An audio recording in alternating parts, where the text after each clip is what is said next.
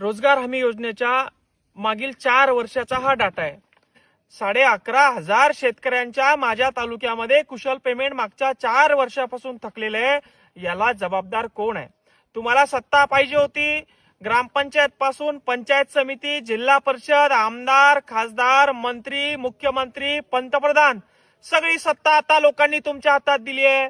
मग का 4 वर्ष 11,500 लोकांची माझ्या तालुक्यातली म्हणजे मराठवाड्यातली किती असेल, महाराष्ट्रातील जवळ 4 ते 5 लाख लोकांचे बिल थांबलेले आहे मागच्या जवळपास 4 वर्षापासून। त्यांनी विहिरी, गायगोठा, फळबाग लागवड असे विविध योजना सरकारकडनं घेतल्यात। विधानसभेमध्ये अधिवेशनामध्ये या लोकांच्या समस्या कोण मांडणार आहे?